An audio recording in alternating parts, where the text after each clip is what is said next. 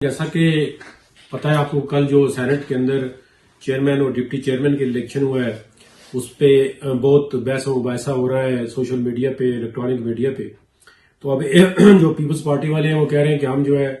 وہ P D M والے جو ہے وہ کہہ رہے ہیں کہ ہم کورٹ آف لا کے اندر جائیں گے، جبکہ گورنمنٹ کا یہ موقف ہے کہ وہ کورٹ آف لا میں نہیں جا سکتے کیونکہ یہ ہاؤس کی جو ہے انٹرنل پروسیڈنگ ہے. تو اس میں جو آئین کا آرٹیکل 69 ہے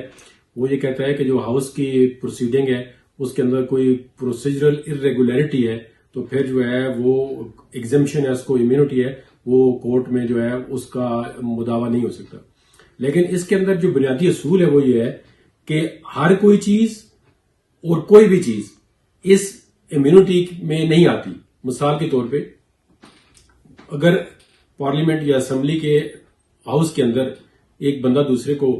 کوئی مار دیتا ہے یا اس کے اندر زخمی کر دیتا ہے تو کیا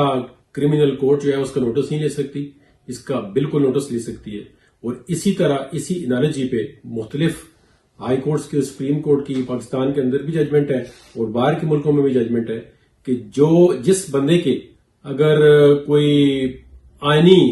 حقوق جو ہیں، جو اس کے فنڈامنٹل رائٹس ہیں وہ وائلیٹ ہوتے ہیں تو اس میں جو آئینی عدالتیں ہیں، ہائی کورٹ اور سپریم کورٹ آف پاکستان، وہ ضرور ایکشن لے سکتی ہیں. ان کے اختیارات کو محدود نہیں کیا جا سکتا. یہ اس میں کوئی شک نہیں ہے کہ آئین کے اندر ٹرائکاٹمی آف دا پاور ہے، ایگزیکٹو کے پاس اپنی پاور ہے، لیجسلیٹو کے پاس اپنی پاور ہے اور جو عدالتیں جوڈیشیس کے پاس اپنی پاور ہے. لیکن جہاں پر بھی کسی آئین کی وائلیشن ہوتی ہے، چاہے وہ اسمبلی کے اندر ہو چاہے وہ اسمبلی کے باہر ہو، تو اس کا نوٹس جو ہے وہ کورٹ لے سکتی ہیں اور کورٹ کے اختیارات کو آئین کی خلاف ورزی کرنے پہ محدود نہیں کیا جا سکتا.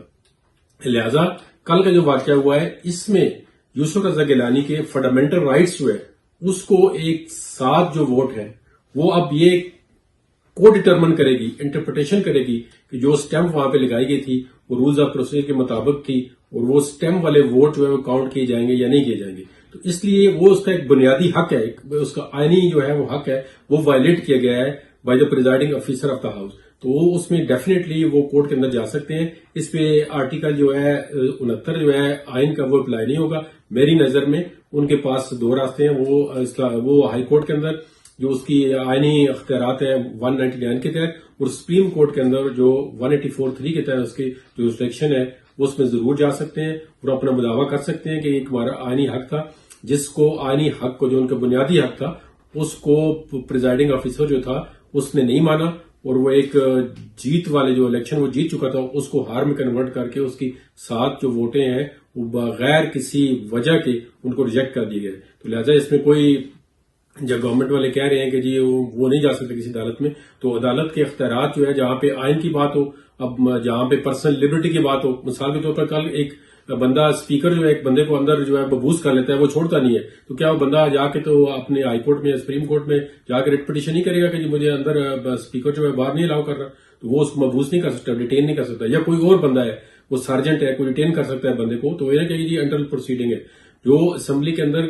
پروسیڈنگ ہوگی اس کے اندر کوئی آئینی وائلیشن ہوگی، کوئی قانون کی خلاف ورزی ہوگی، کوئی انسان کے بنیادی حقوق کی خلاف ورزی ہوگی، تو وہ ڈیفینیٹلی کورٹ کے اندر جا سکتے ہیں. اور اس کیس میں یوسف رضا گیلانی کے لیے تمام جتنی اپوزیشن ہے اس کے بنیادی حقوق جو فنڈامنٹل رائٹس ہیں وہ ان کی خلاف ورزی کی گئی ہے اور وہ ڈیفینیٹلی ان کے پاس یہ اختیار ہے کہ وہ عدالت کا دروازہ کھٹکھٹائیں گے اور وہ عدالت سے ریلیف لینے میں انشاءاللہ کامیاب ہو جائیں گے. یوٹیوب پر گوگلی ٹی وی دیکھنے کے لیے youtube.com کی سرچ بار میں گوگلی ٹی وی ٹائپ کریں. گوگلی ٹی وی کے پیج پر سرخ رنگ کے سبسکرپشن والے بٹن پر کلک کرنا نہ بھولیے. یوٹیوب پر اپلوڈ ہونے والی ویڈیو سے باخبر رہنے کے لیے بیل آئیکن پر کلک کیجیے. آپ کو ہر نئی آنے والی ویڈیو کے بارے میں نوٹیفیکیشن موصول ہو جائے گا.